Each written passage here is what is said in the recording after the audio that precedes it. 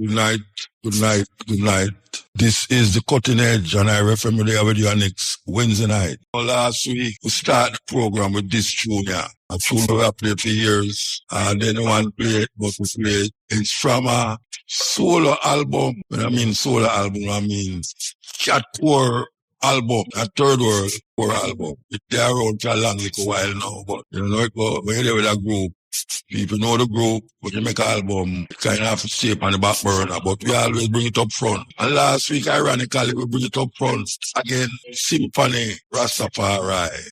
When you go a third world concert, Coore, if you don't bring out the children, people actually vex, you know. Just like we hear about Ruption a while ago. If Ruption not playing Jimbe solo style, people vex. Is one of the better part of the features that third world have on stage. As we say, we feature in an album by Coore. Today we do a feature Coore. Now them going to start with the late great Coore. We have feature him solo album. Some people ask me what the album name for me WhatsApp here. It name Uptown Rebel. Uptown Rebel. That is what the album name. And we have featured right now. Here we go. May I tell you, you know, in them time, the ones and ones who they just come at the reggae, say, third world, I turn the thing in some little uptown thing. Because them now play real reggae. But it's like them bring a certain thing to reggae. Whenever they did it, I hear the brother that sing about uptown, downtown. Them time they did blatant. Yeah, it's like a line draw between who uptown and who downtown. But you know, some other virgin Michigan and Smile come say, no more uptown, downtown. And it's true that now you can't know the difference between uptown and downtown again. So, meanwhile, them they talk about uptown, downtown. And the quality, or the quality that is not there in reggae. A man named Niney, the Observer, carry third world go studio and come out with that song here. That song here depend no album at all. Big tune, big tune. And third world. And Sunsplash in the park, Jarrett Park. How much people remember that show there? A big show that. Big show. So, yes. Wow. Okay. We're going to take a break at 11 o'clock. And we want to tell you that we're going to change the vibes. You understand? We're going to move from what we call tribute to normal programming. Yeah, normal programming. So we're going to take a break and come forward. And as we say, we're going to play normal programming. We want to know if they make a connection again with the launch of Reggae Month. That's going to happen. Oh, anybody can tell me that out there? Not tonight. Okay, no. So them not going to have no break for that. So we can continue the program or we want to continue it. And we will take some phone call too. Yeah, we will take some phone call. So we just want you to know how the program is going to run. You want to call, you talk about anything where you want to talk about. And don't take it like say you want to take over the program. Yeah, don't go on like you want to take over the program with the long talking. You understand? All right. So here we know. We're going to take a break. So we're going to have to take a break, you know. We have to take a break. Believe you me, we have to take a break. Like how the people them catch on to the clip them, you know. Yeah, nice response to the clips. As a matter of fact, we play one last week. It's a whole heap of time we play, you know, but as I say, sometimes you play something and you say, Chub, can't bother that time I play it already. But somebody who did not listen last week, he might never listen this week. And somebody who will listen this week might not listen next week. So sometimes when you play something and you think, say, boy, Chub, you can't bother play it again because you play it already. You realize, say, but people out there never hear it. So we are telling you, so we're going to start with these clips we have. Last week we played that clip here, and we've been playing the clip, but a whole heap of ones. Well, and I say a whole heap of ones, but ones are ones who just tune in to the cutting edge. Them start tuning to the point now where they want to hear certain things again. So we are going to give you the best part of this thing here, where we say, since you never hear it, we are going to make you hear it. And this is one of them. Here, listen. One.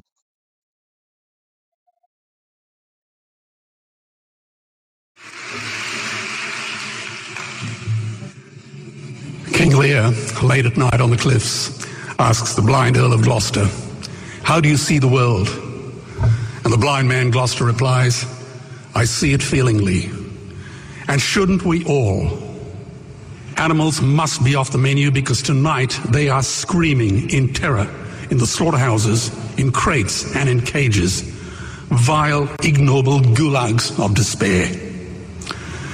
You see, I heard the screams of my dying father as his body was ravaged by the cancer that killed him. And I realized I'd heard those screams before.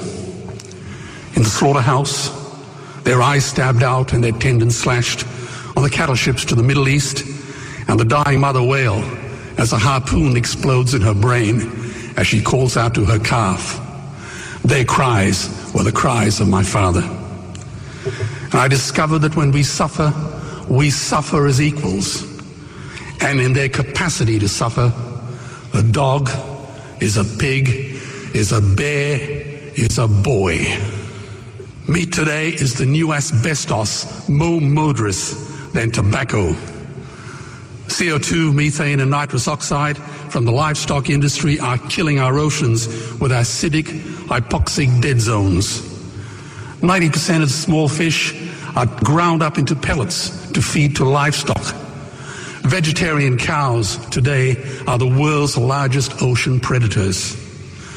The oceans are dying in our time. By 2048, all our fisheries will be dead, the lungs and the arteries of the earth. Billions of bouncy little chicks are ground up alive simply because they are male. Only 100 billion people have ever lived. 7 billion people live today. And yet we torture and kill 2 billion sentient living beings every week. 10,000 entire species are wiped out every year because of the actions of one. And we're now facing the 6th mass extinction in cosmological history. If any other organism did this, a biologist would call them a virus. It is a crime against humanity of unimaginable proportions. But happily, the world is changing. 10 years ago, Twitter was a bird sound. www was a stuck keyboard. Cloud was in the sky. 4G was a parking space. Google was a baby's burp. Skype was a typo. And Al-Qaeda was my plumber. Victor Hugo said, "There is nothing more powerful than an idea whose time has come." Well, animal rights today is now the greatest social justice issue since the abolition of slavery. Do you know there are over 600 million vegetarians in this world? And that is bigger than the United States, England, France, Germany, Spain, Italy, Canada, Australia, New Zealand, all put together. If we were one nation, we would be bigger than the 27 nations of the European Union. Can you believe that? And despite this massive demographic footprint, we are still drowned out by the raucous hunting, shooting, killing cartels who believe that violence is the answer when it should not even be a question. Meat kills animals, kills us, and is killing our economies. Medicare has already bankrupted the United States. They will need $8 trillion invested in treasury bills just to pay the interest, and they have precisely zero. They could shut down every school, Army, Navy, Air Force, Homeland Security, Marines, CIA, and FBI, and they still will not have the money to pay their doctor bills. And our Cornell and Harvard say that the optimum amount of meat in a healthy human diet is precisely zero. Water, as you know, is the new oil. Nations will soon be going to war for it. Underground aquifers that took millions of years to fill are now running dry. It takes 50,000 liters of precious drinking water to make 1 kilo of beef. Today, 1 billion people are hungry. 20 million people will die from malnutrition. Cutting meat by only 10% will feed 100 million people, and eliminating meat will end starvation forever. If everyone ate a Western diet, we would need 2 planet Earths to feed us. We've only got one, and she is dying. Greenhouse gas emissions from livestock is 50% greater than transport, as Peter said. Cars, trains, buses, ships, lorries, the whole lot. And as I travel around the world, I see poor countries who sell their grain to the West while their own children starve in their arms. And the West feeds it to livestock so we can eat a steak? Am I the only one who sees this as a crime? Believe me, every morsel of meat we eat is slapping the tear-stained face of a hungry child. When I look into her eyes, do I remain silent? The earth can produce enough food for everyone's need, but not enough for everyone's greed. We are facing the perfect storm. If any nation had developed weapons that could wreak such havoc on the planet, we would launch a preemptive military strike and bomb it back into the Bronze Age. But it's not a rogue state, it's an industry. The good news is we don't have to bomb it. We can just stop buying it. Sir George Bush was wrong. The axis of evil does not run through Iraq, Iran, or North Korea. It runs through our dining tables. Weapons of mass destruction are our knives and forks. Our proposition is the Swiss Army knife of the future. It solves our environmental, water, human health problems and ends cruelty forever. The Stone Age didn't end because we ran out of stones. This cruel, disgusting industry will end because we run out of excuses. Meat is like the 1 and 2 cent coins. It costs more to make than it's worth.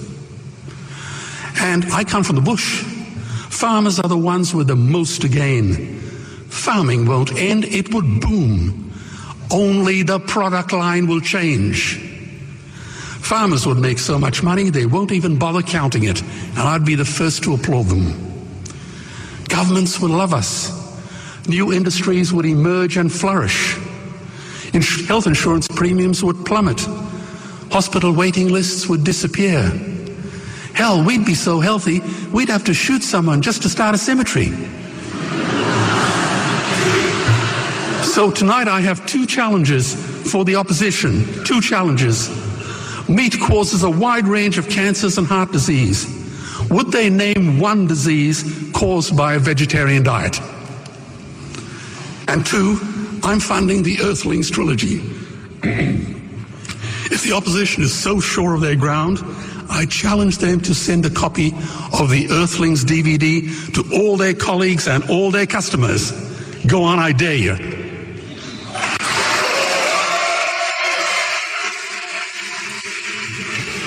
Animals are not just other species, they are other nations, and we murder them at our peril.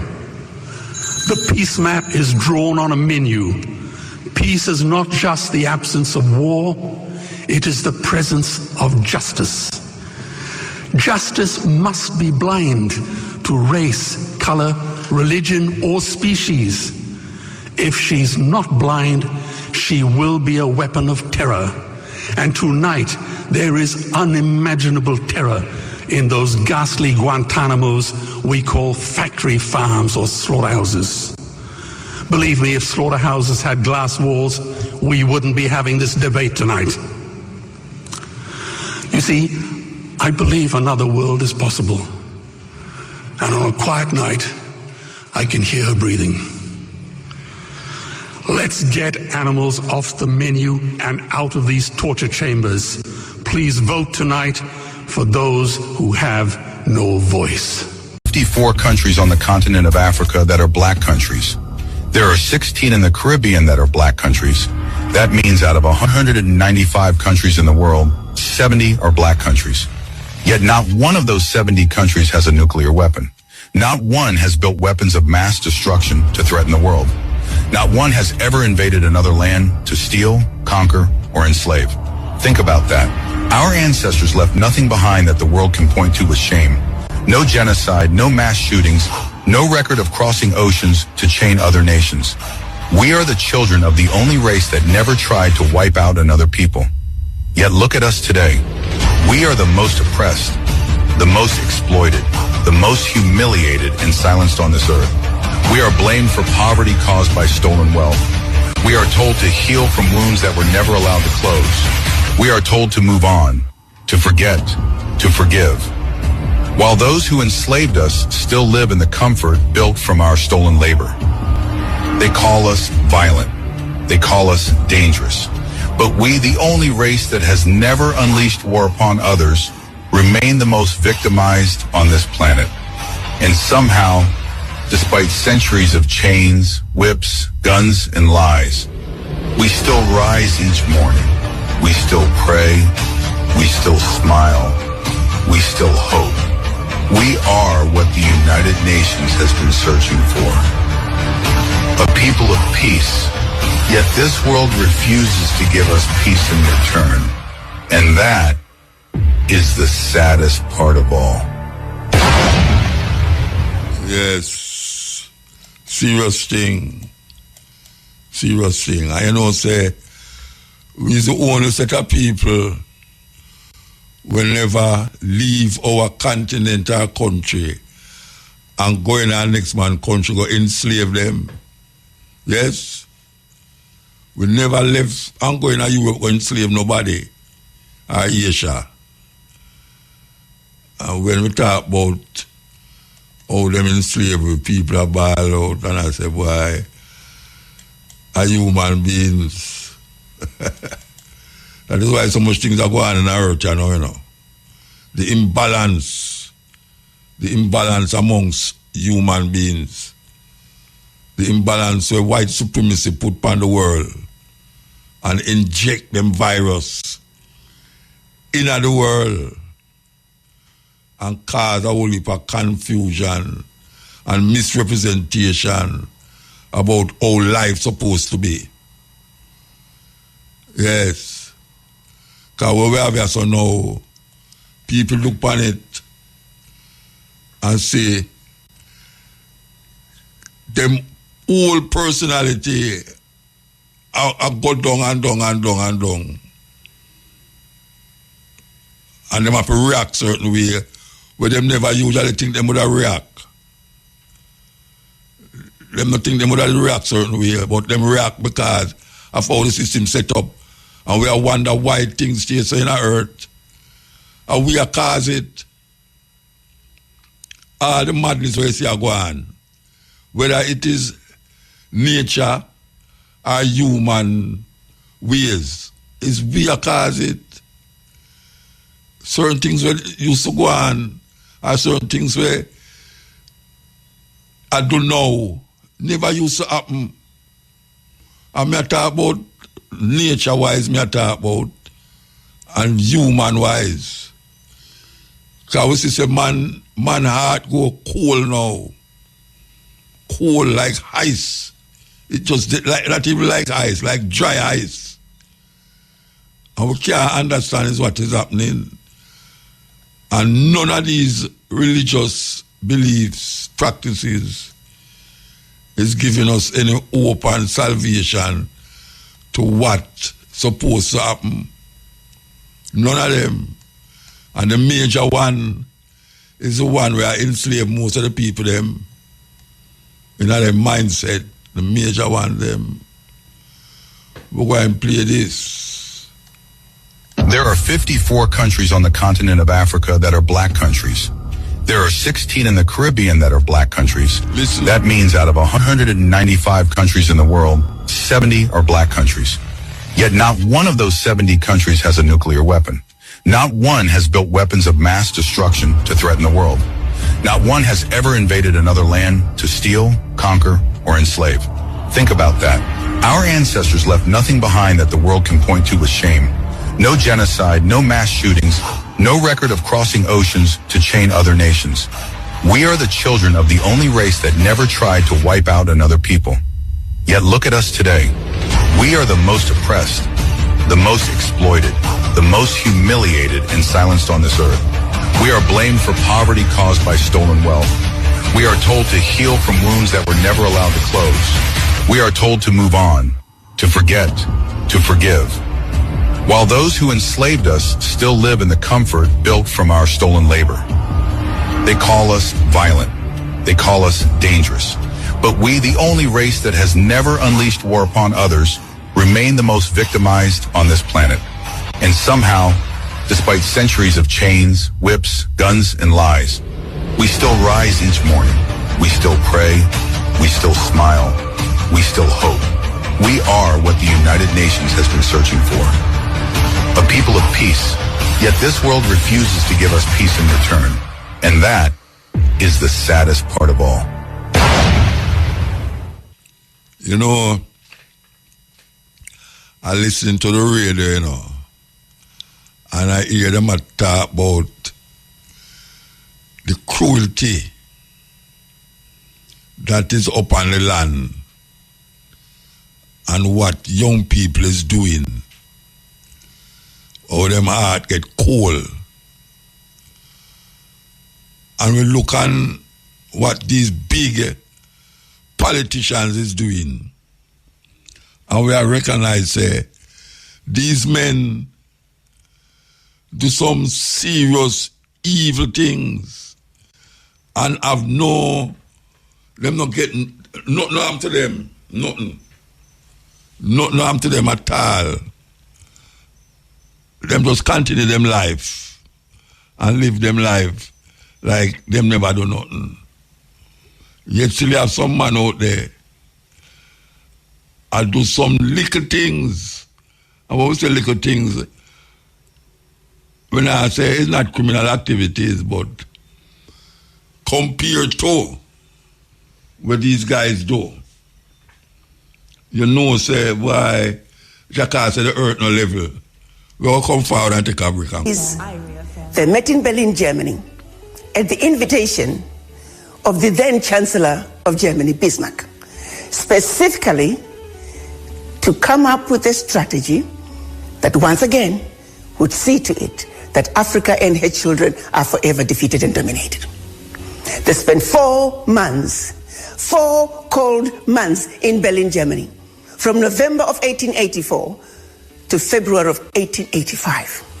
And by the time they were done, our Africa had been chopped up into the tiny little countries that we see today. Countries that were intentionally divided in such a way that individually they will never survive. That individually they are easy to exploit. The whole purpose was to see to it that they can continue to exploit the rich natural resources that we were endowed with in our beloved continent.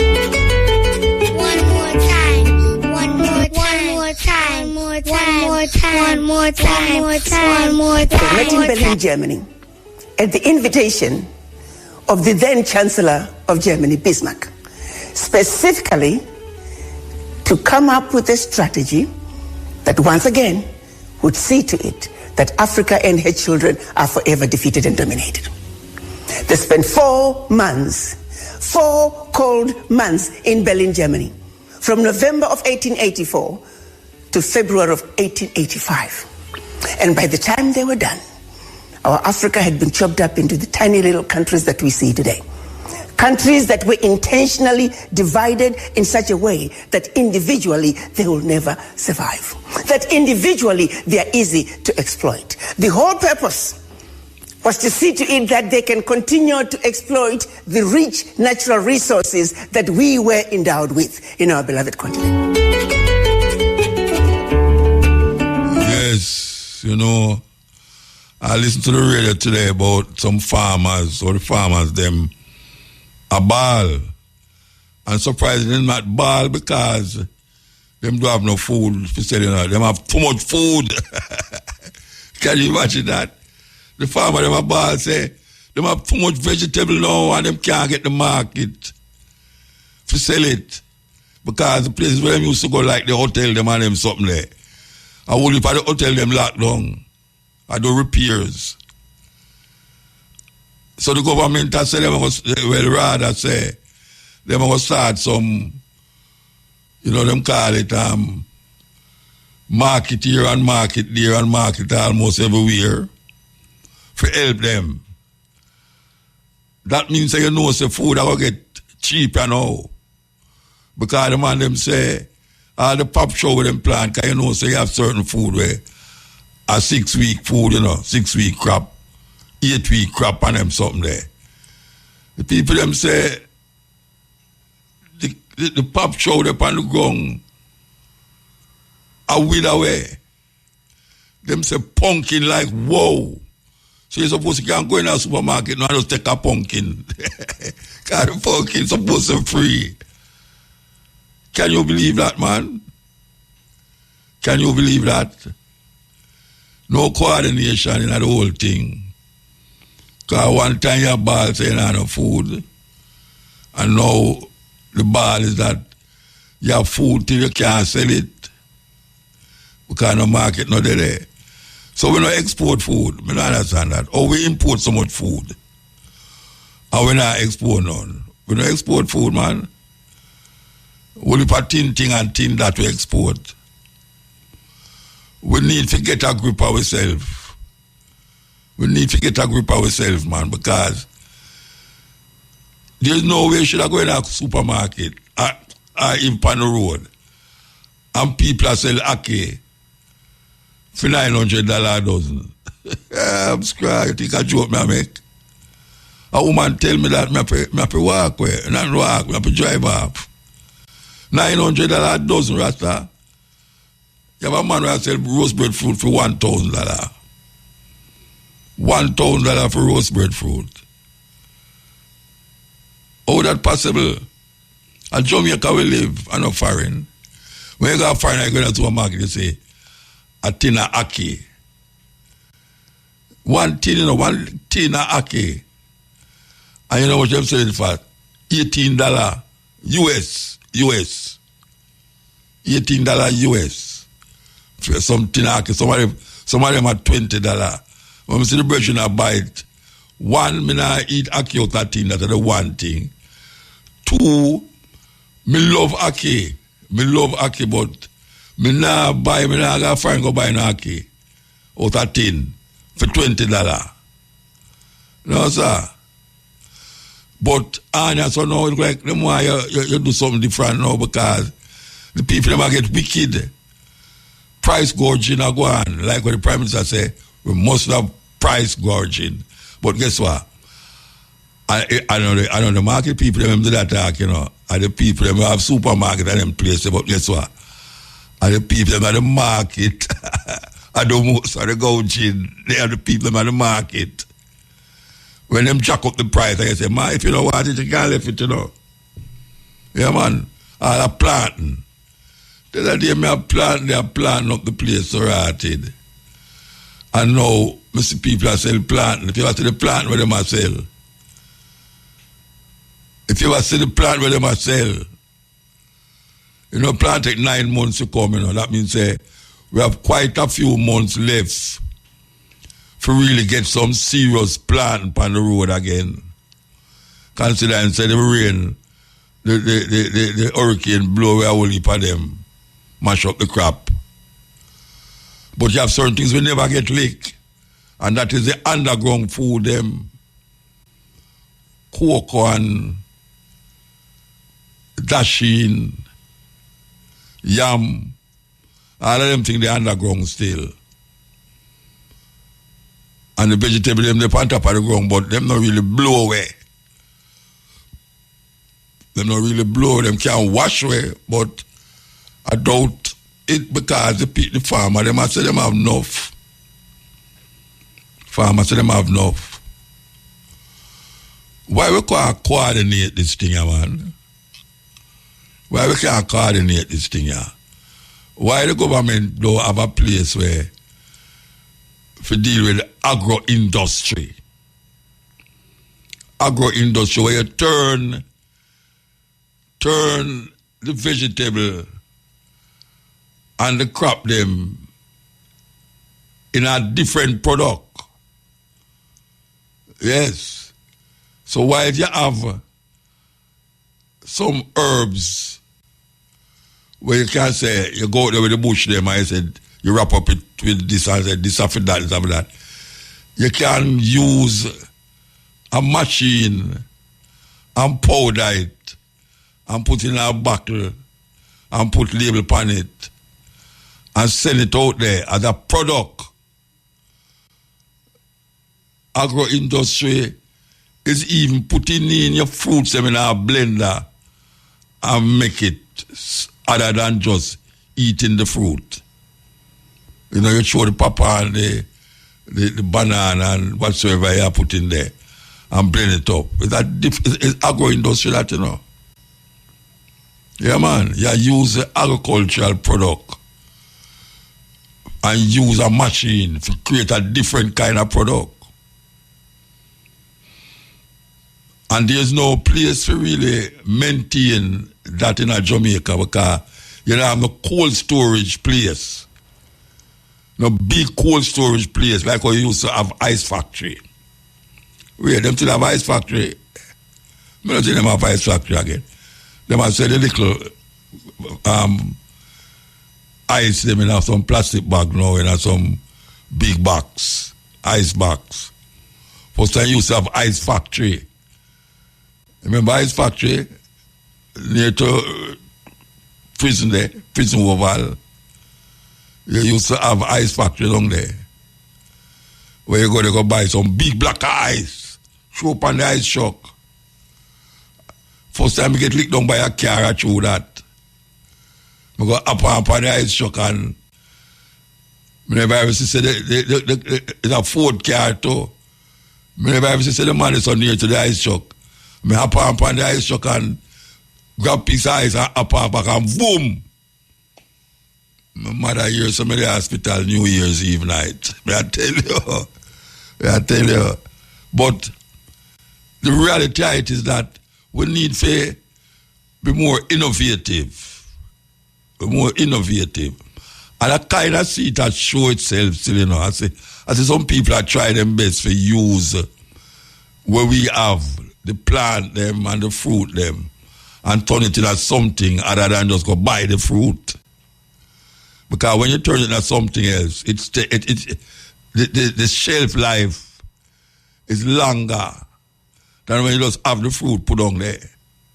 Because you have to have the fruit for put in a fridge or freezer to make it stay long. But when you really do it in a certain way, you can buckle it. You can buckle it and make it become a different product. So we are telling the farmer them to figure that out. Figure that out. Because it is good to have a market for them think about. So when tourists, so we talk about tourism, we can't rely upon tourism, you know. Even though tourism are bringing the most money. Well, them say a Western Union are bringing things still, but imagine we are dependent upon white people for come here, so for feed them. And we there so want the food. And we got to take bully beef and rice. Rice used to plant at Jamaica. Westmoreland did have the most rice in Jamaica. Red rice, brown rice, all sorts of rice what we used to have. And now Guyana beat everybody in a rice. And we see the rice a come. And we don't have none for ourselves. So we have to buy foreign rice and import foreign rice. Rice is something that most Jamaican eat. Yeah, man. Easiest thing to bully beef and rice, chicken back and rice. Rice a few night, curry goat and rice. And we don't have no rice in Jamaica. Government should have shame for know to the land they have to plant the rice. And we don't have rice. Them should have get a beating for that. Yeah, man, them should have get a beating for that. A country where used to have rice, that's all. I bet you the China man them are going to do it. China man listen to my program. The China man listen to my program and all that. Them say, yeah, he talk good. He talk about rice. We big rice planters. We gonna go back to China and suggest it to Xi Jinping. But I tell you, we must create more to supply the needs of the Jamaican people before we think about exporting. We must have enough food for feed ourselves, and we export the excess. That is our a common sense government supposed to run. You can't keep or produce things for export it. You're not China. And yet still China produce things for themselves. We can't be a country where just a live for export things to people, and we want things that's where we can't do ourselves and we don't have it. What kind of madness is that? It's a total madness. All of them church buildings where you see about the place. Most of them people there, them a pray every day.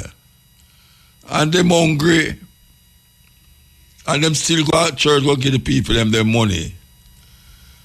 And some of them churches don't have nothing to do with the people them in terms of helping them financial situation. Because the poor man them a give, the poor woman a give, the church are money and she poor. And the church a give you hope and salvation when you're dead. That is how it goes. We need to take a stock. We need to take a stock. I said go, yes. The Church of England once owned a sugar plantation on Barbados that profited it about £5 million a year in today's money. They purchased slaves from West Africa and subjected them to inhuman treatment, including having the word society branded on their chests with a hot iron to show that they were the property of the church. Previous Archbishop of Canterbury actually chaired the meetings approving the purchase of more slaves for the plantation. They were needed because so many had died as a result of their inhuman treatment. The church also enslaved children as workers too. The wealth the church enjoys today and its ownership of vast parts of the land and real estate of England and its prestige is because of this shameful blood money from the past. The Catholic Church and many of the popes were no better, abusing the innocent and forcing them into slavery. People often trust religion, religious people, and the church. They shouldn't. It has little, if anything, to do with God or Jesus. It is a human system spawned, controlled, and dominated by men. It is responsible for atrocities throughout history, even up to our present day. Hurricane. Yes, Ian. Yes, that's Ian. I'm out of this. Yeah, you hear me? Out of this. Yes, Muta. What go on, Father? Cutting edge. Cutting edge, man. The man we ever cut the edges, man. Boy, man, I tell you, say, look on Jamaica land. Look on Jamaica, look on empty land in Jamaica. As far as we can turn up and look, me in a house, a pay land.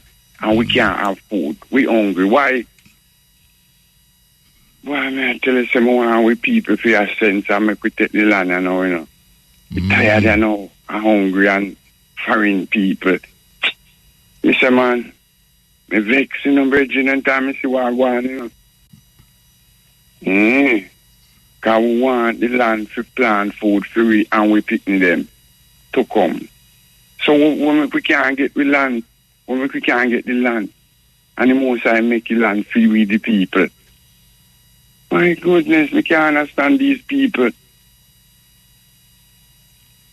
God no, Father, we can't understand these people. These people every day they go foreign and buy food for we. And we sit down and buy before we reject them food, make them stay there and boil. And because free food are in the land, you know, out of the land, free food supposed to come from. We don't know what kind of system then take up foreign food. And I know say it hurt me. It hurt me, you know? Slowly. Yeah, man. All this fertilizer thing. And something that hurt you smartly. Yeah, man. My fertilizer are the rain. And the rainfall are my fertilizer. You know what I mean? So you plant somewhere, you have somewhere you plant? You have somewhere where you plant food? Well, you know what I say? Me have somewhere, man, can plant food. Me also plant food and vegetable and everything, man. Yeah, man, but me over 60, I know. Me still can't do it, yes, but... You can't do the way you usually do? You know, most of what you used to do. You know? Your heart is willing, but the flesh is weak. How will I say, man? So the whole will come after a while. You know? Your mind, I tell you, say you can't do certain things, but... No more. Your body, I tell you, say, no, don't worry, that, you know. I was being dropped you. John knows that me can't do nothing, but through me high, me have a high problem, all right? Yeah, that. Yes, yeah, man. You know, me run go take vaccine. You go take the vaccine? Yes, man, run go take the vaccine, and then time the 21. And he lay me up, me high, he turn pan. Oh, you know, sir, it? Then after it. Yeah, but after it, you know, sir, it, that means that you are after it. Sure, me well all right before it. And by the time I take it, it when me realize a couple months time a problem. So when you go to the doctor after you find out the problem there, eh? Yeah, man, me go to the doctor. So when the doctor tell you when you go there? He not go tell me say it, might tell me say, some kind of something. No, some kind of something like what? What? Which part is something like, there? Something in uveitis and... Which part that is there? Which part is there? Tell me. No, the eye. In your eye? Yeah, man. After I check me, say uveitis. You know, sure no glaucoma? I one at a time that too, me see that too. You tell you a glaucoma too? Me get the drops to that and then they come on now. That kind of clear up, you know, when next one name? You have glaucoma, you have, when next one name? Yeah, me know how you talk, me so tell you about. I can't remember my name. So you feel, say, are they? Yes, man, I vaccine, man, can me well all right. No, but that we are not rich, you know what I mean, that you're well all right. Then look how much people well all right and tomorrow you to then drop down dead. All right, yeah, all right. Wait, then say they you know, you got some youth to play football and them well all right and then you're going to use them drop down for the field. Yeah, man. Me hear enough of that, too. Well, then claim say underlying sickness, father, so underlying sickness. Well, you're alive still, so you can't do something. But you can't see properly. Where am I say no? You have cataract. No go in the bush to make nothing, you know, tangle me and so. Oh, yeah? They don't put on goggles, man. I don't make none of my friends and thump me on my eye. Put on goggles, man. If you're afraid of them, put on goggles. Right. I don't see me, I go. River. No, man, boss. You never see some things where... Oh, you have run joke with me. You have run joke with me. I miss a man telling some of the nicest plant, you know. Finger big, so, you know. Yeah, man. And call it. You want one finger. If them see that the finger plant at 500, them are selling for. Then we see but you know, them are selling. Me did have some plant like that. Man. And it go on till the owner them cut teeth them out. Yeah. And that are a problem again. Our next problem that, you know, man. Then why they not plant them when they just wait until the thing come? My wife I tell me say she know a brother we go chop a banana and I come sell it and I fear banana and I come sell her own banana. All then something they are going, no for that are going a serious thing. It's how I tell you. Serious thing. We don't know what to do to get rid of all them little things. You know, say, this thing I talk about, a plant food for export rather than a plant food for make the people them eat. It's a serious thing. Because a long time I talk about this rice thing, you know. Because I know how the thing did look when rice did have grow at Jamaica. Yes, we know how it did go. And a Guyana control the rice market in the West, so in the Caribbean, you know. Guyana. And we don't have not even a drop of rice. Look at all them cane field where them have this now. Why them no say cane out of style now? Money Musk and From and all them people there. Warm to them land there. Flood the land them and plant some rice, man. We keep a say it. One of them politicians, they call me one time and they tell me, the one who say him grandfather, Obia man. They might call me and tell me where the government are going to do. And now they going to put it, and that's how long ago now. That's before COVID, yes. Before COVID, they might tell me these things by the radio. That's why I say politician are something else, Rasta. Something else. Anyway, here we're going to know. We're going to feature the prophet. Hear the prophet when I talk about now. There's a book by Khalil Gibran, a Lebanese writer, poet. He write a book named The Prophet. He write some other books too, but the most known one is a book named The Prophet. And him deal with different subjects in the book. So I want to play some of the subjects them for you where him deal with. Yes, that you can have another understanding. All right, we'll take the call first. Mota. Yeah, blessed. Greetings, blessed love and prosperity. Wadada. You know, give thanks. What me I say, you know, on the agriculture, so me just say a little thing, a long chat.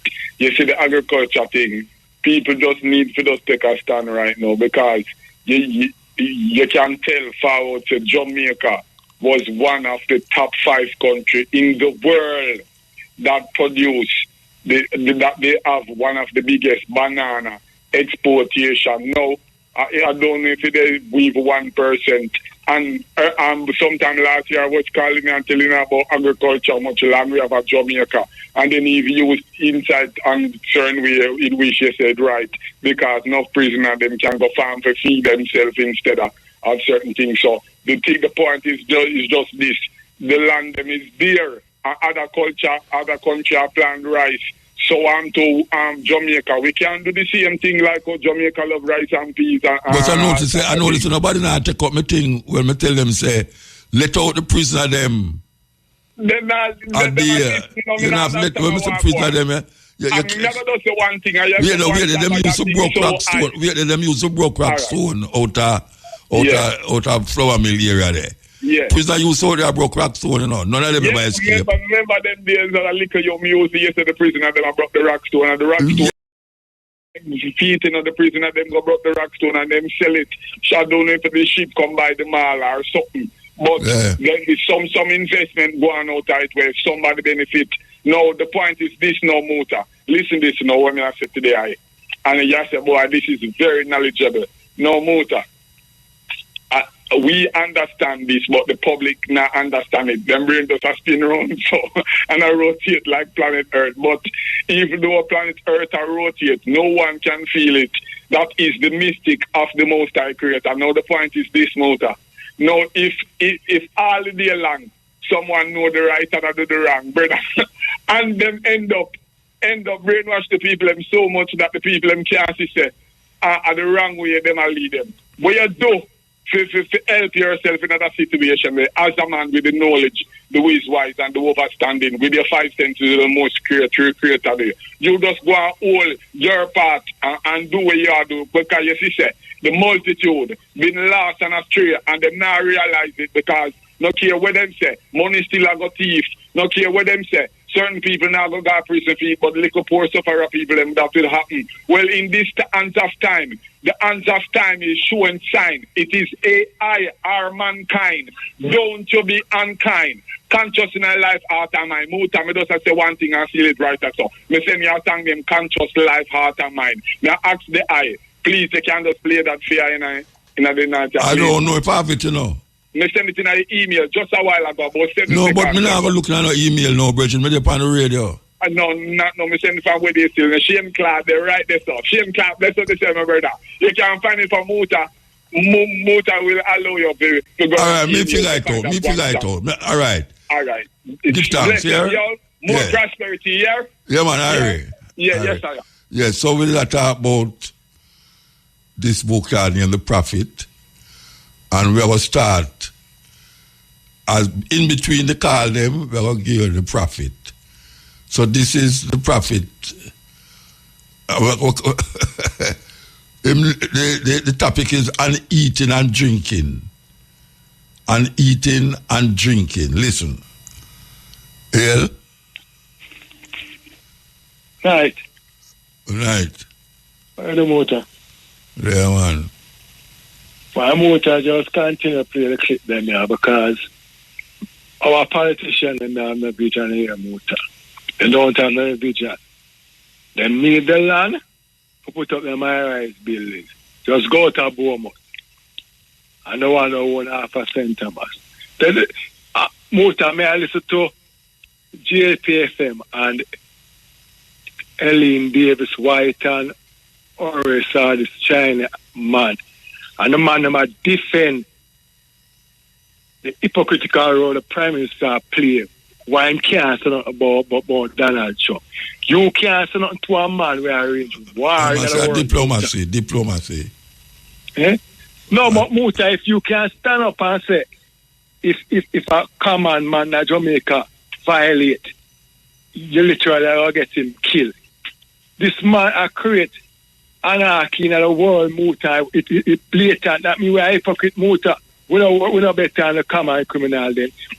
Remember, this man, the free for telling people they don't come to Jamaica and Muta. So, what I try to tell you to America is not your friend enough. All I tell the people, them say, farm, we're not an independent country, so we can't. So a man must keep the wrong and keep praising. And I go on and talk about we're a Christian nation. No, man. We're worse than the church and we're slave, man. Eh? A man, you say you want a man. You're going to the Caribbean to get you that jug ship and gun. And you literally a blow boat without no trial, no evidence. And you can't say nothing motor. And this man is free to sell them gun, them come to Jamaica. He's not free to tell people they don't travel to Jamaica. And you will take out the man now. And I tell the man, when he can't do with Cuba or him to run in place. I will know a blatant thief. Eh? We don't have no vision motor. We don't have no vision motor. All the politicians them going to power for the motor have high-rise building. They're not deal to make this country independent motor. And I talk about we're not independent. Well, stop use word if you don't know the meaning of it, man. We for be self-reliant. I thought after COVID motor, this government just start cut up land and say, yo, strictly farming. So when America pass this place, they run them way. Like when Michael Mann used to. Imagine motor, you attack diplomacy. Then motor, if you saw a thief must come to your house and she having big gun and for this your wife and you not follow, you not stand for nothing. Take before the sun. But you are going to talk about police to shoot down, get innocent people, get to black people, and you're not telling to shoot 70 million. What equipment Mr. University when you know about the Ghana jail and Tufton or resign and nothing. He just step on their face. So motor, the man must say yes, 200 million spent on food for the people in my country, and before Christmas the man said no start spend the money. So what really are going to our country, motor? Who no start send the money? I think 2 weeks before Christmas in the compare I said the money, the donation them get. So build back the people house and put on them roof and this, no start spend. And me I hear was between yesterday, today and Wednesday, between Monday and Tuesday, them I say, a 200 million spent on food to get the people in our country. So I remember I say almost 80% of Jamaican people are carrying on food now. So where I give them people a steak, lobster, most of our really are going to our country. And we are talking about rob 2 big universities and we got campaign and we got immaculate and we're educated and they get the black people in my dance. 200 million muta for 2 pounds of rice, 2 pounds of sugar, 2 pounds of flour, and two sardines. Them can't get account for some things where couple you hospital. Exactly, muta. And that may try to show 70 million worth of equipment. And then have the poor black people, I'm sure them money are wicked enough. All the one when they talk down, wicked enough. The people them go up there and muta and them I tell them say no MR machine now work, no ulcer this now work because what them just refer them to fill them place. And you have to find 70 and 80,000 and 100,000 for the test. Them doctor people. Friend, for them private doctor friend. Right. And then them get them cut off and this guy sit down. Say my Ministry of Health, sit down. And I collect taxpayers' money. Good boy, Muta. Yeah. One God can do something more than people, man. Really now? Why you have to ask him, you bring out the cut. But Muta, I never ask him, no, Muta. I never ask him, no, because I'm glad they educate you. Muta, you have the big old shop them on the road and mash up the road. You know, get the ferry, the ferry transport them all them through the sea and save the road. The man them patch the road and buy later it sink again. Then them go out and patch it. So who give account who added them things them Muta? And the people just so highly educated and so just dumb, so like a business do that. And I tell them, Muta, we don't need no more university people or people. We need people with vision, Muta. Vision, because look like we don't wake up and see what's going around the world. Wait till Russia and China strike and this madman and we see what's going on when food can't transport. Cut up the land and give it to the people and where 4 parents die for it. And stop giving it to your friend and come in politics with lean boat and one billion where almost I touch the sky down a Beaumont. One politician there, I must himself 1 piece, 1 billion, Muta, 100 million. Muta would have loved 2 million or 3. You go to University Muta now, you cannot get a park and you have to pay $250 an hour, over hour, it must be $1,000. No parking as a patient at university. You have to pay now, everywhere you have to pay now after people are go through hardship. Yeah, you notice that top of university. So Muta, finally, Muta, so if you feel that way you drive yourself to the university and park up your car and go in and them admit you for 5-10 days, or you leave that particular car bill now. No, well, you have to go tell somebody to drive you. You can't go park. No, but Muta, if you alone that travel and you feel that way, you say, well, all right, you have enough strength to go up there. I could be practical, Muta. Because I know people, I know a lady was sick and go up there and she realized I can't start. You try yourself. When she done admit and come out, she can't pay the doctor bill plus. No, but she don't have nobody. She don't have nobody who go look for her in the hospital. Well, I don't know if she have trust of the car. Well, no, man, but after 5 days, after I know the shop there, you know. She don't know nobody. When she left her yard, said she's sick. She don't call nobody and tell them she's in the hospital. Well, I don't know where she left, but probably you just go by your normal business and just come down. Yeah, me know, but when you go to the hospital, you know, get in contact with somebody where you know outside.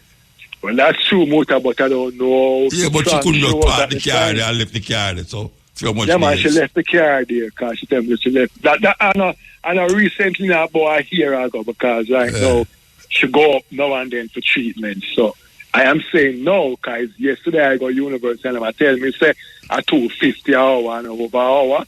I told you that someone else saying, everywhere you go now, when you go around the university, everybody know, every parking after the start. The parking gone. Yeah, some of those park outside. Come and fatten them for people. Respect, Muta. Yeah, Irie, yes. Break time. Yes, Muta. Blessed, where what man thing go? I tell you, man, for the past 2 weeks, you know how much pounds my weight operator put you on to get them. I'm vexed, yeah, laugh. You should have take the money and buy a ticket, come down here, man. You go on, man.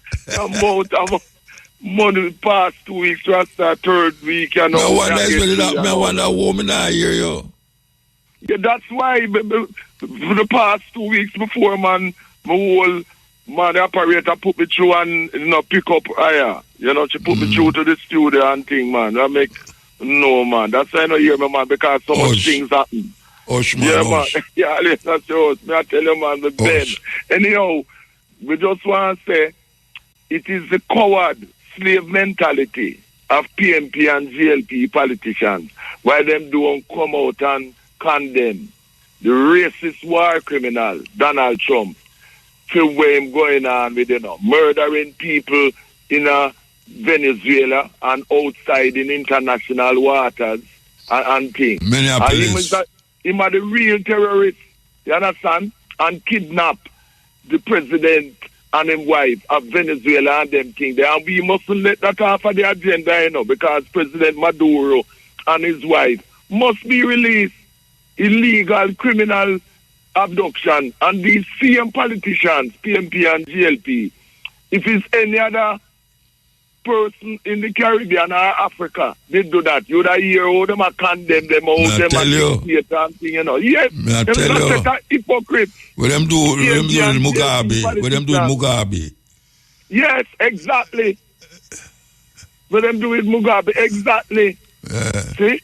Both PMP and GLP politicians, them to move and go, them is sell out slave mentality, coats them. That's why them not have Marcus Garvey book, the philosophy and opinions in the school system of Jamaica, because them no want the youth, them and people to wise up and them thing there. Yeah, man, hypocrite them. You and me love how Trump turn it pan the others in a NATO. How him want Greenland, You understand? Because him not use force again. Him say him not use force again. That's the way he must say. Because him can't be trusted. But check the thing now. You see Starmer in England, Macron in France, and the rest of them in NATO. The whole of them supported in terrorists killing of people in Venezuela and thing, and abduction, But and then we are there. But you notice how them afraid to condemn him with him threats where man make both him and go take over Greenland and them thing there. You understand? No, but most of them talk against it still. No, but them talk about it in a mealy mouth way, Muta. Them not come out and say he's wrong and them kind of the only one who kind of thing is the one of Canada named Carney. You know what I mean? Him come out full against Swemado because remember Trump want Canada become the 51st state, You see? Yeah, you see? And look on the dictators them in Africa, like all the girls, the Samia in Tanzania, the puppet for Tony Blair. They kill enough people in recent elections and them thing there. And all the dictator boy in Cameroon, Bia, where they're about 92 now. They're there for years upon years. Any dictator will support NATO, them not have nothing to say. But people like Coore, who will continue Marcus Garvey work in Burkina Faso, them are try to fight against something. And that is why we Pan-Africanists have to support them. And by the way, Muta, condolences, man, to the family of Stephen Cat Coore, third world, Yes, and them thing there. And a brethren named Tippy Evans, Wildman Street, Central Kingston area, near our school technical there. Sadly, a truck killed him Monday morning, at the corner East Street and Charles Street, near P.A. Benjamin, It's a death spot. Me know him. Yes, of course you know him. Tippy, me know Tippy, man. Yes, Tippy, the Evans brothers, them, man, Condolences to Tippy, because two other brothers gone already, Erdley and Erdley and Cutter, and them thing there, so And we have the funeral of Mai and Audrey from same Central Kingston, our area there too, you know what I mean? And thing, who for them funeral thing. And by the way, last week, Sharon Garden, who used to live on 9 Van Street, Rallington Town, and she's a niece of Barry Salmon. She write her first book, Sherry Baby. She was here from the States to promote the book, to help her promote it. And you know, like how you did their Pen Pams, the bookshop with meet and greet. Yes, me arrange it for her to be there and launch at New Beacon Bookstore. So she got the whole of them? She went to the whole of them? Yeah, the Pen Pams say in ours, then when me and you there, we take there's about 4 of them is going up, 5 of them or something. Yeah, 4, yeah. Well, she went to the 2 main ones then, you know. The one at Brixton, which is the first one, founded about 28 years ago, and the one at Halsden, and then New Beacon Books by 72 Finsbury, Stroud Green Road in a Finsbury Park, where she had the launch, you know, and you know, I was the MC. It very good. And what Sherry Baby is about, you know, it's kind of semi-autobiographical.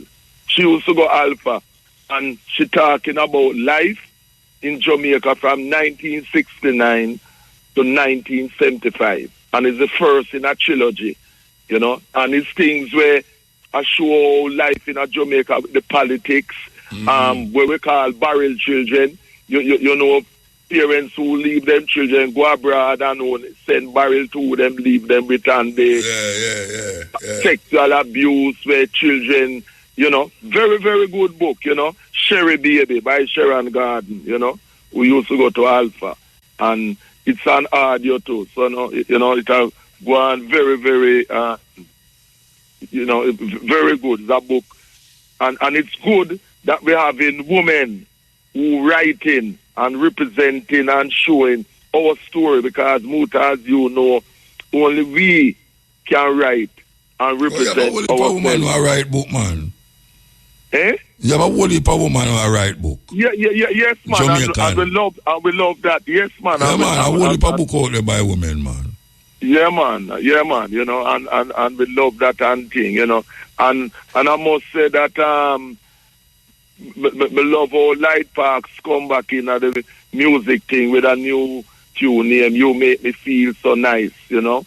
Sounding really good, and Leroy Sibbles continue with works, Chance to Love and to all women I ever love.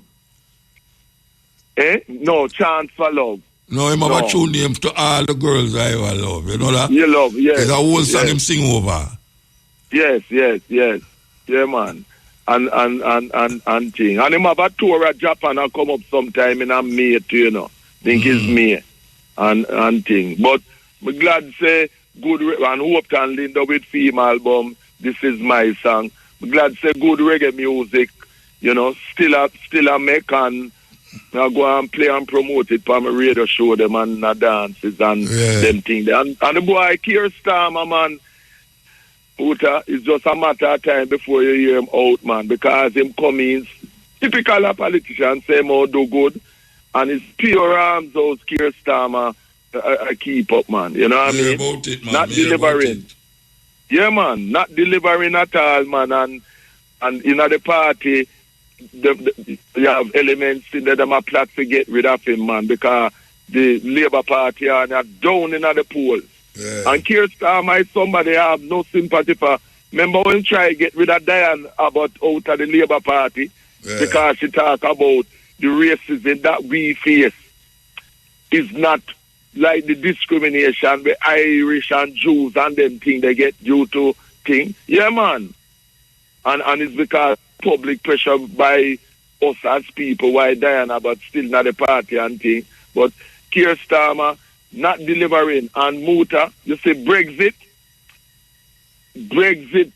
has been the coronavirus to Britain, man, because prices of things gone sky high since Brexit, because them now get no duty-free things again and them things. And see, Trump had threatened them with 10% tariff over Greenland, you know. Yeah. Yes, you see.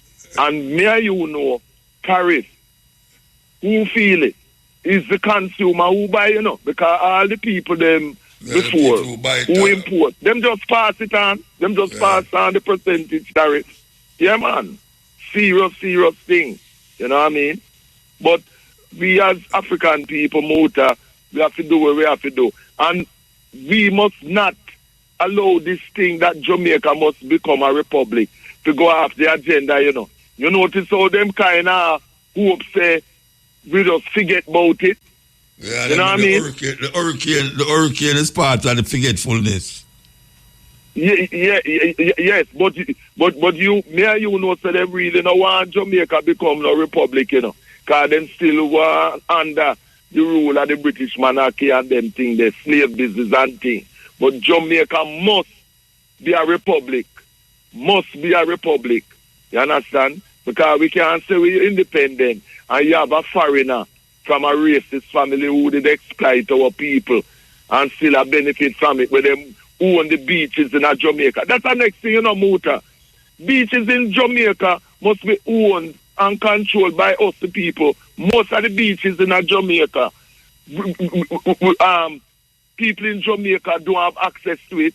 Hotel have access to it. The hotel them have access to it. Exactly. Which the hotel them is them foreigners, them thing there. We the people must have access. We have to go some serious campaign where that is concerned, man. No, people are the campaign. You have them they are court, The rest of them carry them go to court. Yes, you have two liars who are Rasta have them in a court. Yes, and that is what I am saying, is that we must support this move, because the beaches in Jamaica must be accessible for us as Jamaicans. You know what I mean? Right. For real. Yeah, man. And I love how the brethren are relying to talk about the politicians and their family who own almost who have the whole of Paul Bogo Parish, St. Thomas and them thing there. Yeah, them thing there not right, man. And we have to black sounds against them thing there, man. Definitely. Definitely. All right, sir. Yeah, man. All right, so next week, now go phone again, because I have to make up forward for the other 2 weeks. Get for real, man, because so much things go on, man. Me say, I cause somebody what you say. I'm lucky thing you never cause it on the radio. No, man, well, say me have the self-discipline, man. But people know me have the self-discipline. She said you tell him too. Where she say? Say you nearly tell him too. Say me nearly kill him too. No, tell him bad word. Tell him too bad word. You nearly tell him too bad word. Yes, for real. I tell you, man. Serious thing.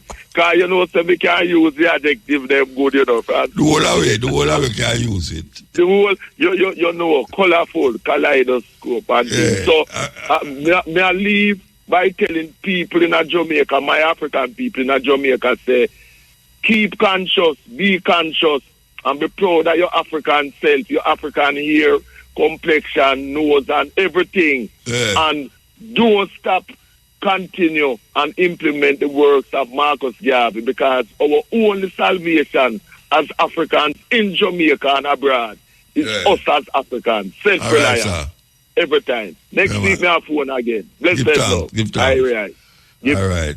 That was Mandingo. Yes, Khalil Gibran. Remember, if you're going at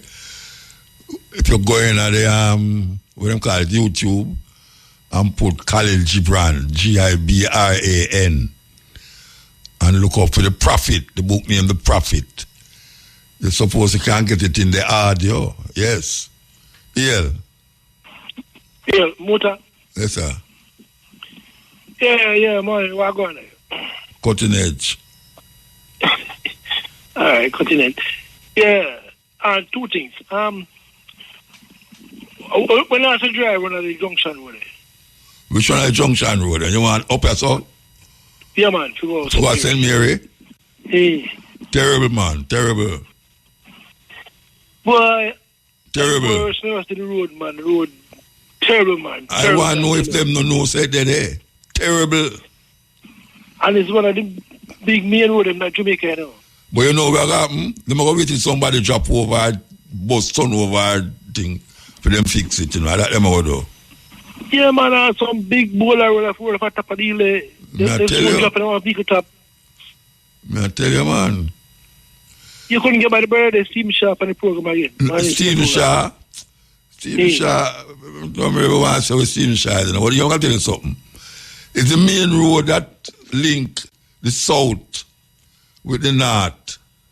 The main road that link the north with the south and the south with the north. That means say you drive straight from Kingston and you drive straight Halfway Tree Road, Constant Spring Road. You reach up at Stone Hill, the Golden Spring, and you drive straight and you go right over upon North Coast of Portland. And the road, thousands of people are traverse that thing there every day. Every day. And the road there, are going to kill our people, and mash up people car. Jesus. That's terrible. Millions on it already. Oh God, Yes. yeah, up at the top part. Yeah. No millions, billion. You remember the brother with Stephen? When I asked him, said it over, then put over. Me say somebody can have $1 billion over upon a work. And that's him to tell me, you know, remember years ago, COVID. No man, but tell us additional cost.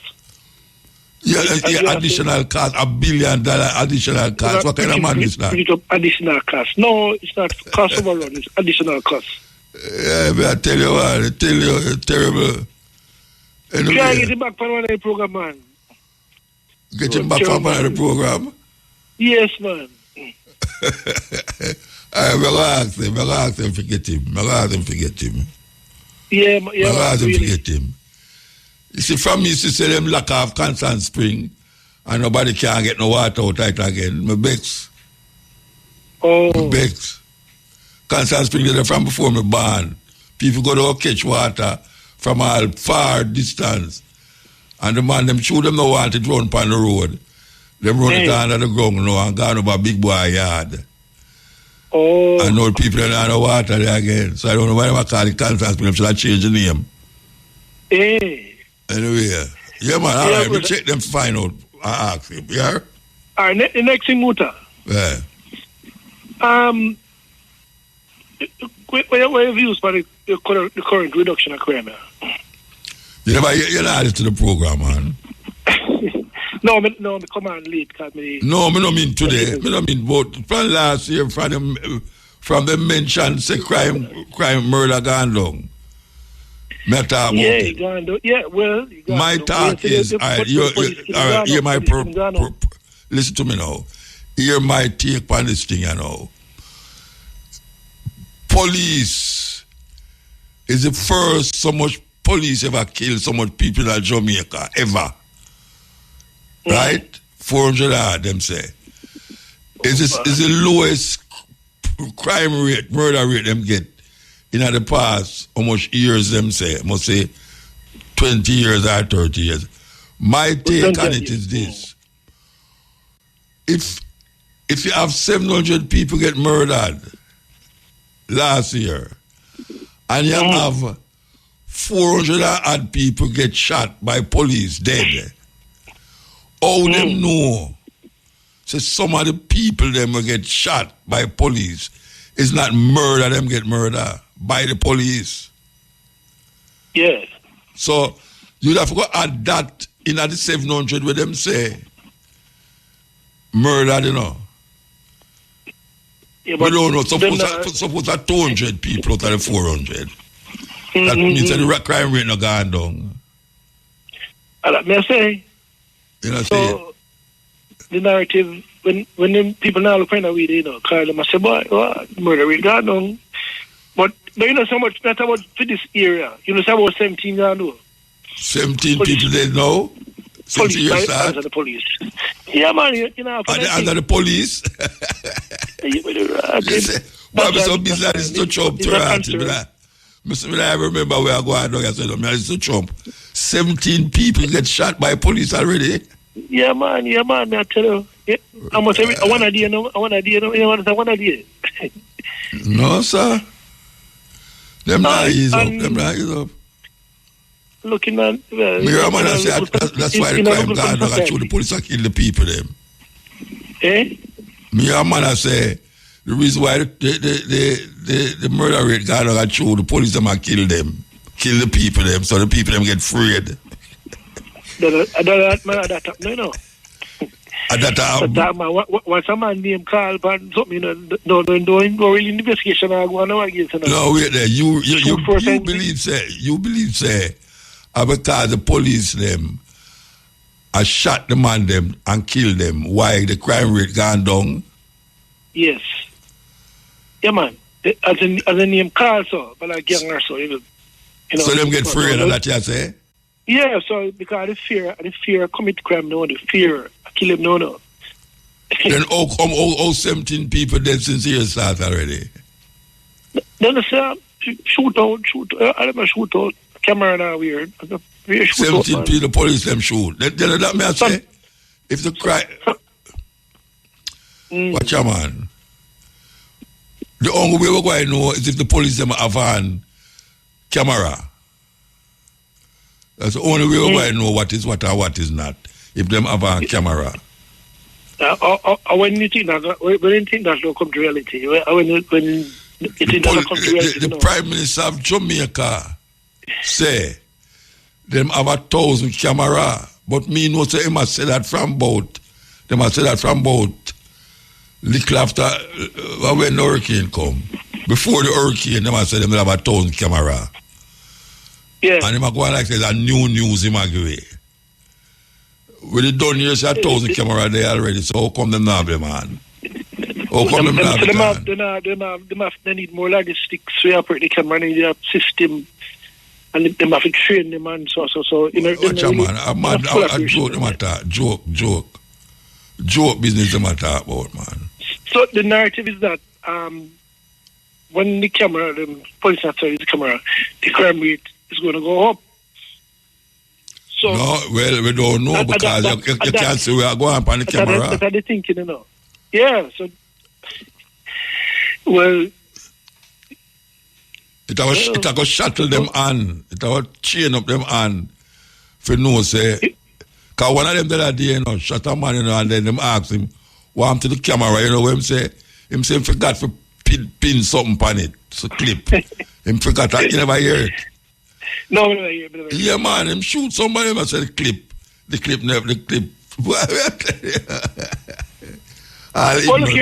she not go to court. The man in charge in the com, the white man, Amish, the man from Faraday. Him contract done scenario in contract, you know. Because I think him tenure was a feeler. When him just come in here, when him just come in a twosome, so you mean the white brother? Yeah, him scenario in a contract. He can't work with a commissioner. Because when he just came in, yeah, that's how we must say. You know, so he knows somewhere we don't know. Right. When him say when he came the police killing was about 288 when he just come in at 207. Now him left, he got 200. So I must say during that time when him farm income the murder rate dropped to the police killing dropped to 100 and then it dropped to 80. But then new commissioner come now, it got back to 288 and then back to 300. So he must have him will come back with a failure because he left that 300 last year. So I'm saying he not renew the contract. Yeah, I want to get that on the media, but the people not that. Because in the remind feature again, I not renew the contract. All right, sir. I move. Blessed. Motor. Yes, sir. Please and thanks. I would like to request a song. Back to my roots, Lucky Dube. Lucky Dube? Back to my roots, yeah. Yeah, me hear you, man. All right. So all right, then. I want to sit back and listen. Eh? I want to sit back and listen. Oh, you go I think you talk to me still. No, man, let's more you the music there, Sunday. All right. Somebody have to please you, eh? Oh, yeah, man. Thank you.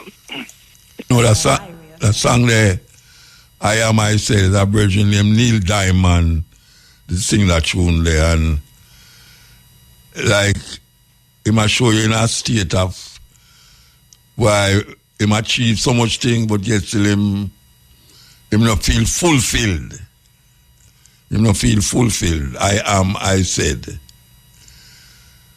Examine that tune there, though. That's a deep writing, yes. What if I told you there was an emperor so paranoid he tried to ban his people from sleeping?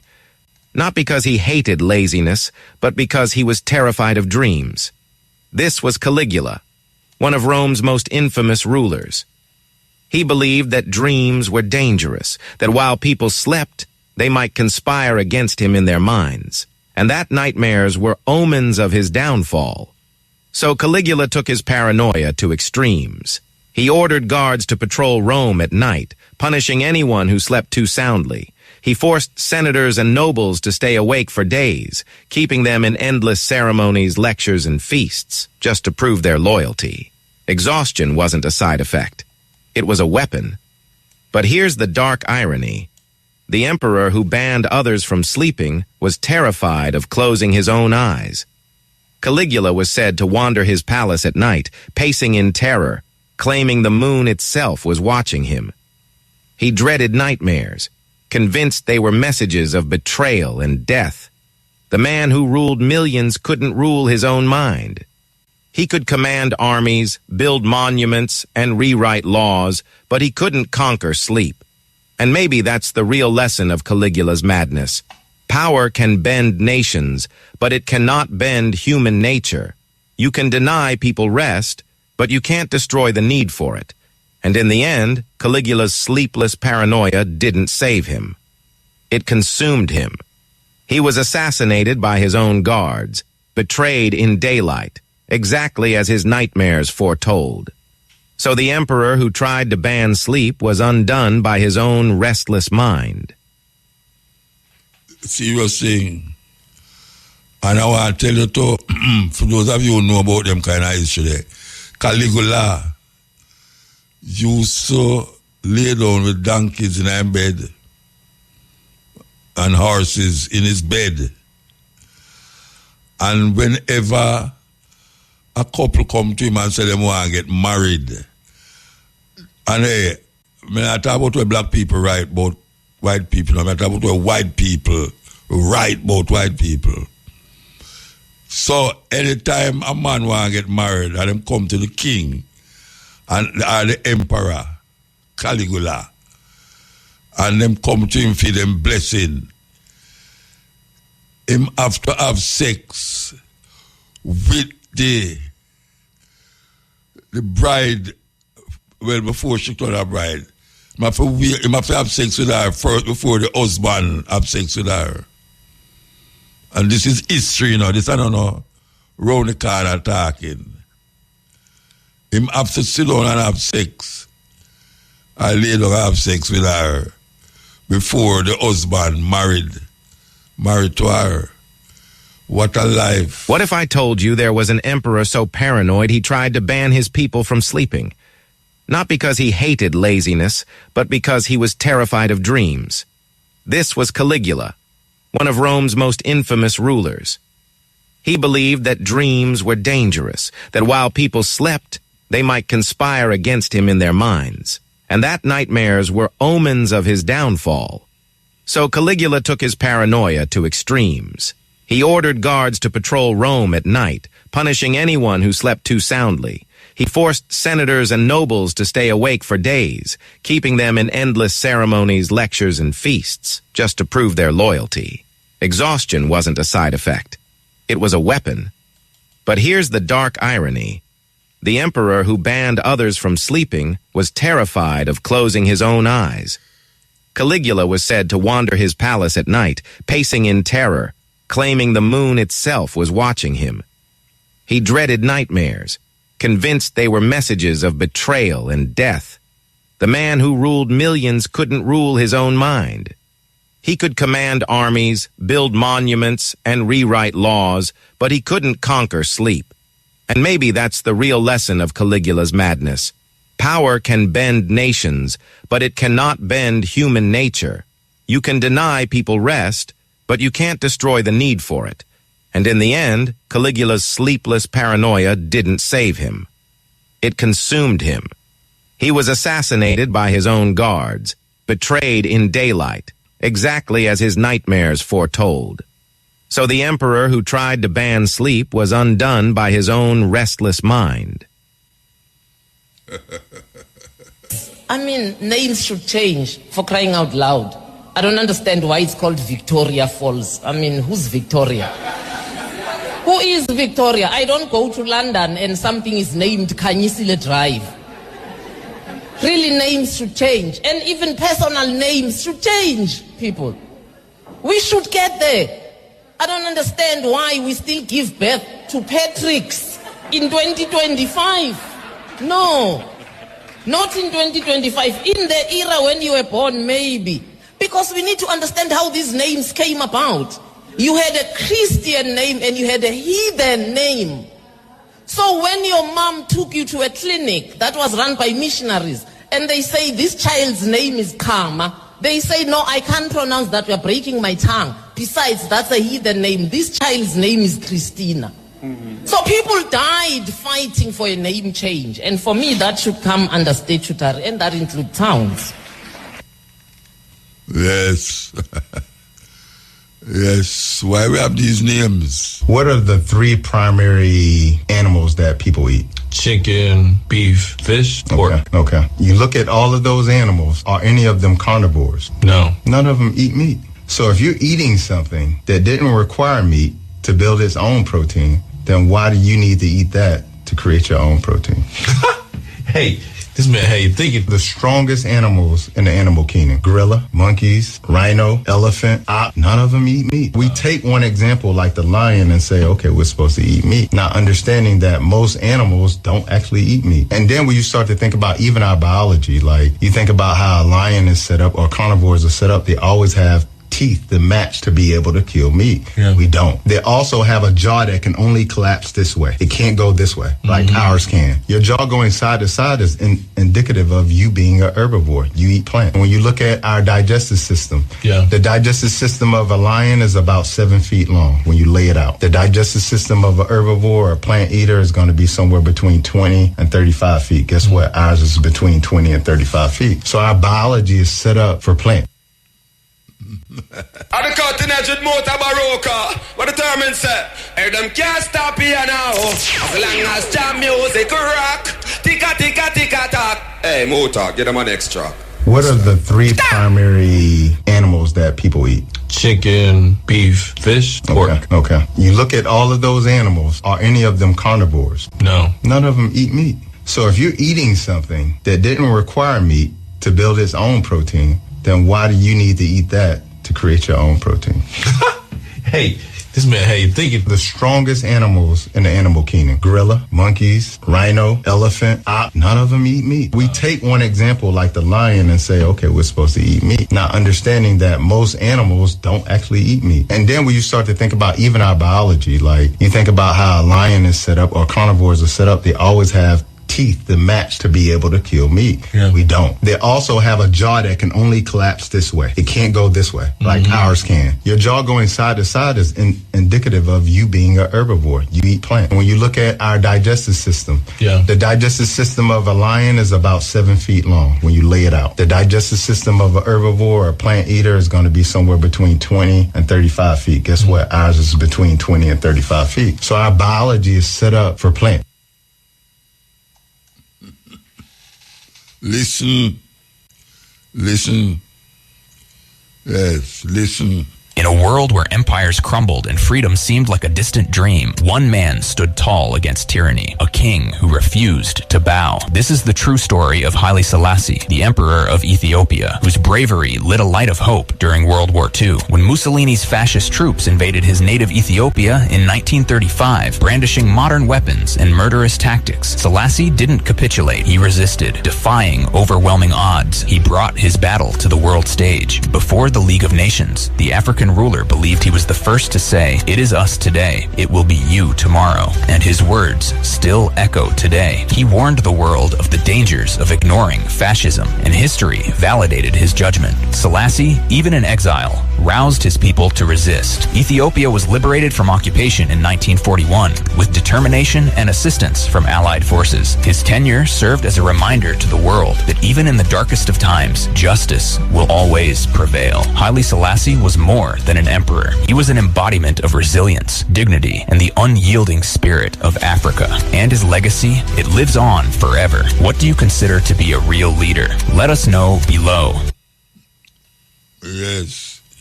Serious thing. So, we'll be back here at 2 o'clock to 5:45 with the stepping razor, the art of war. And now the details. Prime Minister Dr. Andrew Holness has assured that the government will supply the police force with the necessary budget to ensure all formations are equipped with body-worn cameras. Speaking at today's passing out parade and awards ceremony, Dr. Holness acknowledged the concerns raised about body cameras. He said the use of technology in the force is fundamental to crime fighting, intelligence gathering, and community engagement. Dr. Holness said the Jamaica Constabulary Force has been proactive in securing the best technological ecosystem support to full deployment to support the full deployment of body cameras. You are entering a force where Jamaica Eye Analytics, body-worn cameras, and I want to emphasize here that the JCF embraces wholeheartedly the use of body-worn cameras. The leadership of the JCF has been very proactive in securing the best technological platform and ecosystem to support the full deployment of body-worn cameras. But the JCF, like all other public bodies, are subject to the rules and regulations that guide how we procure this well-needed equipment.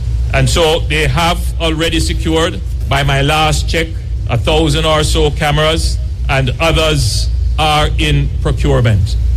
He noted that it's the government's intention to provide the force with all the equipment it needs. The government will supply the necessary budget to ensure that all formations that require the use of body-worn cameras are so equipped. So I make this announcement here in the hopes that the public concerns that have been expressed in various media and in various quarters can be allayed. It is the intention of the government to provide the security forces with all equipment that they need to ensure that their policing is transparent and that there is a process of capturing data, capturing their interaction to make it evidentiary and to make it prosecutable so that we can ensure that there is confidence and trust in the actions of the police. Dr. Holness stressed that the government is investing in the force. Technology, as I was saying, is no longer optional. It is fundamental. And that is why we are investing in Jamaica Eye. We are investing in body-worn cameras. We are investing in equipment to assist the police in digital case management. And we are using data to drive intelligence-based policing. And this will include the acquisition of several C5 centers, one of which we are well down the road to installing and implementing in our police force. Once that is installed, the C5 center, you will see even greater reduction, but more than that, sustainable reduction in crime. Prime Minister Dr. Andrew Holness. Police Commissioner Dr. Kevin Blake says allegations of widespread unlawful killings by the police were particularly troubling, given that an independent oversight body has full access to investigate police actions. In a strongly worded address to members of the force, published in this week's force orders, the commissioner said the illogic to believe that officers are going around risking their lives, reputation, families, and freedom to carry out wanton killings is disheartening. He referenced the triple fatal incident on the Mandela Highway last year, questioning the logic behind claims of unlawful conduct by officers in highly visible, high-risk environments. Dr. Blake urged civil society groups, advocacy organizations, and commentators to redirect their efforts towards discouraging armed criminals from confronting police officers. He added that hundreds of people are arrested each year for firearm-related offenses without deadly force being used, stating that they presented no deadly challenge and cops had no reason to meet them with deadly response. Dr. Blake also called for a national shift in focus away from violent offenders and towards the innocent victims whose lives are cut short by crime.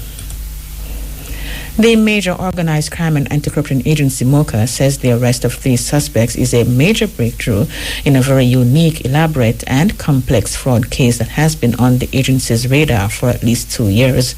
These suspects were held last week in connection with a massive multi-million-dollar fraud investigation affecting several financial institutions across the island. They are a 44-year-old man and 2 women, ages 37 and 40, who were nabbed following a series of coordinated operations across several parishes between January 13 and 16. Clement Reed reports. A statement from MOCA says the man was arrested at his Kingston address last Wednesday, while the women were arrested in Montego Bay and Portmore last Wednesday and Friday, respectively. The 3 persons are suspected of carrying out what investigators describe as an elaborate and highly sophisticated multi-million-dollar fraud scheme targeting several financial institutions between January 2023 and April 2024. According to Director of Communications at MOCA, Major Bassett Jarrett, the arrests represent a major breakthrough in a very unique, elaborate, and complex fraud case that has been on the agency's radar for at least 2 years. The 3 are expected to be charged later this week with various offenses, including breaches of the Proceeds of Crime Act, POCA, breaches of the Forgery Act, and breaches of the Law Reform for Fraudulent Transaction Special Provisions Act, among others. Major Jarrett said more details will be provided as soon as the 3 are charged. He's also reminding persons who have information on financial and other organized crime to report it to the agency's tip hotline at 888-MOCA-TIP. Reporting for IRFM News, I am Clement Reed. A suspected serial rapist has been charged in connection with a string of sexual offenses committed across multiple parishes over the last 3 years. Detectives assigned to the Counter-Terrorism and Organized Crime Investigation Branch, CTOC, have charged 25-year-old Akil Davis of Cornwall Barracks, Moortown in Portland. He is charged with rape, grievous sexual assault, use of a computer for malicious communication, and production of child pornography.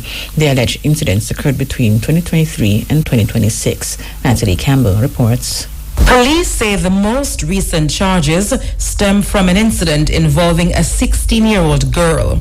Following intensive investigations, Davis was taken into custody on Wednesday, January 15. He was placed on an identification parade yesterday where he was identified. According to police, investigations revealed that Davis obtained explicit images and videos of females, including minors, and used these to blackmail them. He reportedly threatened to leak the content on social media unless the victims complied with his sexual demands. In the current case, it is alleged that the complainant submitted out of fear, during which time the suspect recorded sexual acts. CTOC has confirmed that Davis is a repeat offender. He is before the courts for similar crimes committed between 2023 and 2024, involving 4 other complainants. At the time of his latest arrest, Davis was out on bail. He is scheduled to appear in court on February 10 to answer to the previous matters, while a date is being finalized for the new charges. Investigations are ongoing as detectives believe there may be additional victims. Anyone with information that can assist in these investigations is asked to contact CTOC at 876-967-1389, the police 119 emergency number, or the nearest police station. Superintendent of Police Victor Barrett of CTOC believes the actions of Davis showed that he had no regard for the safety of communities. Superintendent Barrett says Davis exploited the digital space to target and terrorize vulnerable individuals, including minors, through a calculated pattern of blackmail and sexual violence. He adds that the fact that these offenses were committed while the accused was already on bail for similar crimes is a blatant disregard for the safety of citizens. CTOC is imploring citizens not to yield to the threats or demands of persons online, as complying may lead to further exploitation and physical harm. Citizens are also asked not to delete messages, images, or call logs that may be vital for forensic investigation once the matter is reported. Parents and guardians are also strongly encouraged to monitor children's digital footprints and educate them on the permanent risks of sharing sensitive content. The police say early reporting is critical to stopping serial predators. Reporting for Area FM News, I am Natalie Campbell. A $100 million recovery program is being implemented by the Banana Board and the Rural Agriculture Development Authority, RADA, to revive the banana and plantain sector after Hurricane Melissa caused severe damage to production. Agriculture Minister Floyd Green confirmed that there is a severe shortage of bananas and plantains locally. He said the initiative is designed to restore production quickly and ensure the resilience of the sector. Mr. Green noted that the program is aimed at supporting at least 5,000 farmers across the island and rehabilitating more than 2,500 hectares of farmland damaged by the hurricane. It was a complete wipeout of our commercial banana and plantain production. And this is not an area that we countenance imports in. It is much too risky. Banana Board and the teams have done an excellent job of keeping Jamaica free from some of the diseases that have plagued banana and plantain crops all over the world, and we want to keep it that way. So we are now on the cusp of implementing a broader recovery program, a $100 million Hurricane Melissa recovery program, which will be implemented by the Banana Board and the Rural Agricultural Development Authority. The program is so designed to reach scale. We expect to at least reach 5,000 banana and plantain farmers island-wide and to support the rehabilitation of more than 2,500 hectares of damaged farms. We're going to provide them with some fertilizer based on verified damage assessments and farm size to ensure equity and effectiveness. We did this after Hurricane Beryl and we saw good returns on the investment. Meantime, more than 2,800 bags of bee sugar have been distributed to over 8,000 beekeepers across 7 parishes to date as part of urgent interventions to rebuild the apiculture sector. The support follows the severe displacement of thousands of bees and widespread damage to apiculture operations due to Hurricane Melissa. Earlier this month, the Rural Agriculture Development Authority, RADA, urged Jamaicans to help protect the island's bee population, stressing that bees are not only vital to honey production, but are also critical to food security, responsible for approximately 1/3 of global food production. Senior Plant Health and Food Safety Officer at RADA, Francine Webb, had advised that individuals should continue to feed bees using a sugar water solution placed in a small saucer or on disposable plates to aid in their recovery. Speaking yesterday at the ministry's Hurricane Melissa Recovery and Sector Update media briefing, Agriculture Minister Floyd Green said the distribution has helped to safeguard essential pollination services.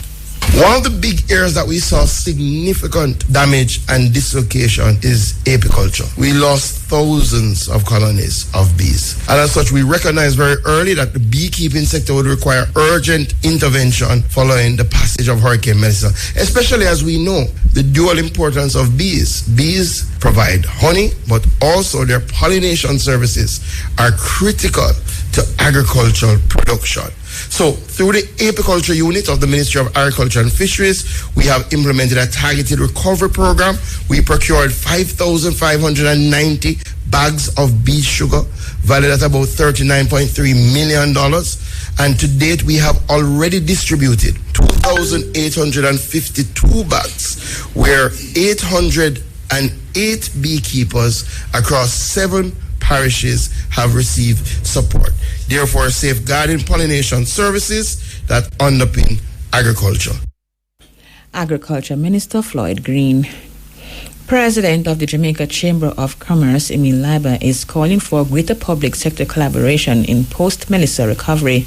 Speaking yesterday at the Jamaica Chamber of Commerce GK Capital Business and Consumer Confidence Indices fourth quarter briefing, Mr. Leiber noted that businesses in Jamaica are experiencing diverse challenges, with some unscathed and others rebuilding from the ground up. He highlighted the critical need for a clear and unified recovery plan, emphasizing that private sector efforts alone won't suffice. He expressed hope that 2026 will bring more coordinated efforts. Well, I would say within the business community, there is a wide variation of needs. We are not yet, I think, at a place where we have a great deal of certainty and sufficient data to have what I'd call a clearly enunciated plan. The support needs are wide and varied, and certainly we would hope that for 2026, we'll work together with a government, because the private sector alone cannot do it. Private sector has committed a lot of resources, both for their immediate staff members, but certainly we're at a phase now where we need what I call stronger input via the public sector into the recovery efforts. So from the Chamber's perspective, we'll be working closely with the public sector, with the government, to hopefully ensure that the recovery funds are best allocated towards and to contribute towards growth. President of the Jamaica Chamber of Commerce, Emil Leiber. The Mannion School will be utilizing tents as classrooms starting in February. This school experienced extensive damage during the passage of Hurricane Melissa last October. Treasurer of the Kingston chapter of the Mannion School Past Students Association, Jonathan Brown, said the school acquired 24 tents. Mr. Brown pointed out that cooling fans are needed. We're starting school functionally beginning of February through the donation received from past students overseas in the contribution of tents, supply of tents. We've had 24 tents because the buildings are blown over, they have no roof and so on. So what the school has decided to do is to have classes in tents, and these were provided by past students overseas, so which we are very great. We're now looking for contributions towards cooling fans because, in the tents can be very warm. And so we need support.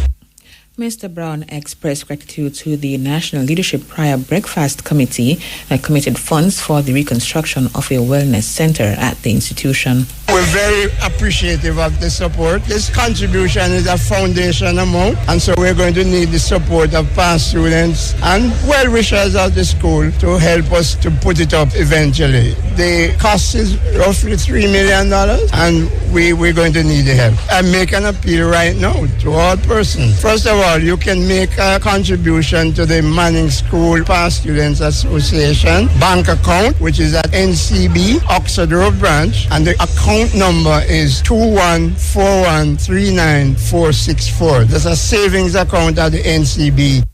Treasurer of the Kingston chapter of the Manning School Past Students Association, Jonathan Brown.